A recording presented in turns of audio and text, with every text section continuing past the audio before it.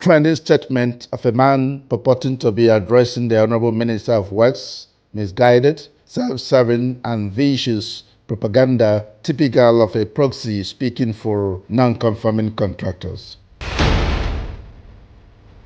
The attention of the Honorable Minister of Works, His Excellency Senator Engineer Wednesday David Umahisio, and has been drawn to a trending statement of a man purporting to be addressing the Honorable Minister of Works over the state of rails in Nigeria, and which was credited to the Chairman, House Committee on FEMA, Honorable Engineer Deremi Abasi-Oseni. The Honorable Minister views this unprovoked attack as an inconceivable embarrassment demeaning to his person and the Federal Minister of Works, as neither he nor his permanent secretary was in such a meeting where the said chairman of House Committee on FEMA was said to be addressing the Honorable Minister of Works. In a news conference dated 28th October 2024, the Honorable Minister stated that it was no doubt akin to darkening counsel without knowledge for the Honorable Chair, House Committee on FEMA, to vilify him over the bad state of federal roads inherited from previous administrations, numbering over 2,604, without deferring to the records of various interventions made by the Renewed Hope administration, which have made a great difference in the public transport trajectory of Nigeria. The Honorable Minister has, however, chosen to refrain from joining issues with the said House Committee Chairman on FEMA because of the respect he has for the hallowed institution of the National Assembly, the Senate President, and the Speaker of the Federal House of Representatives. For the respect of Mr. Speaker, and of course the Senate President, and the National Assembly institution that I belong to, I will refrain myself from joining issues with him. They said, I have failed. If a blind man is to assess you, your gaze is as good as mine. Because if he has no knowledge of anything, then his knowledge becomes his God. So I will not join issues with him.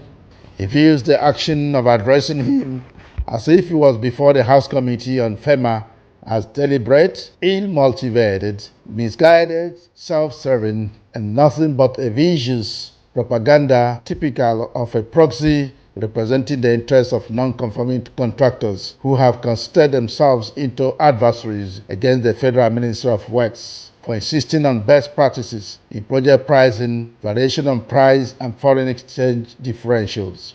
There is no doubt that the vituperations of the House Committee Chairman on FEMA were from the abundance of his heart. But to say that all the roads across the country have failed for the failure of the Honorable Minister of Works to address the existing road with the resources approved, or for his failure to deploy the 300 billion supplementary fund approved for him, or that he's concentrating his energy on the less priority issues, shows that the House Committee Chairman on FEMA either has little knowledge of the volume of road infrastructure deficits inherited from successive administrations and cost requirements for road construction, or that he deliberately refused, ignored, and neglected to appreciate the Renewed Hope administration's intervention milestones, or he is playing to the gallery on the prompting of the non-conforming contractors.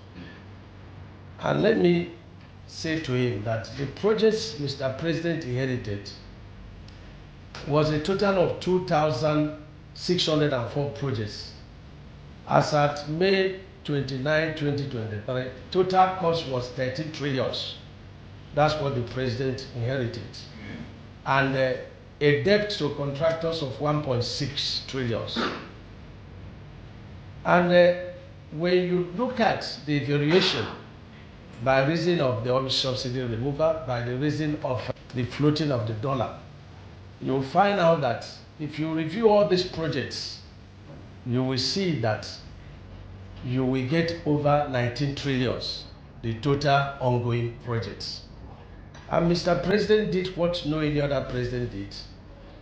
He manifested all the projects in 2024 budget with the hope to give him time to look for resources, including loans, to do these projects. I wasn't in that meeting, and there is no way I was going to complain of resources to fix our roads, because Mr. President has given very special attention to Ministry of Works. And Ministry of Works is not the only ministry in this country. Mr. President has a lot of other challenging situations. The palliatives is doing great in agriculture, in our energy, in our education, in our health. But he has given priority attention to Ministry of Works. He noted that the utterances of the chairman House Committee on FEMA were no doubt aimed at inciting the public against the government that brought him on board, as it is a common sense that a person of his level and profession ought to know the method statement required of road construction. There is no way you expect some projects that lasted 20 years, 18 years, 17 years, you expect it to be done in 1 year. And if he says he's an engineer, he should try and understand the processes that are involved in Ministry of Works. It's different from his procurement of fertilizer with his constituency project. There are two different things.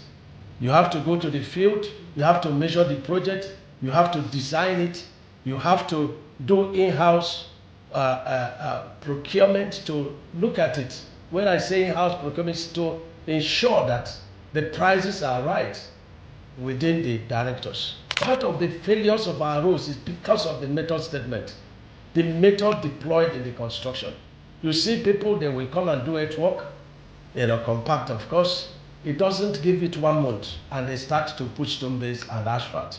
Of course, it will fail.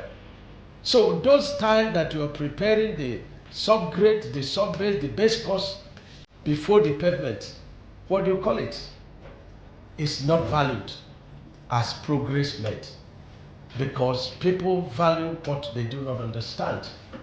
And so those processes are part of the success of the road construction.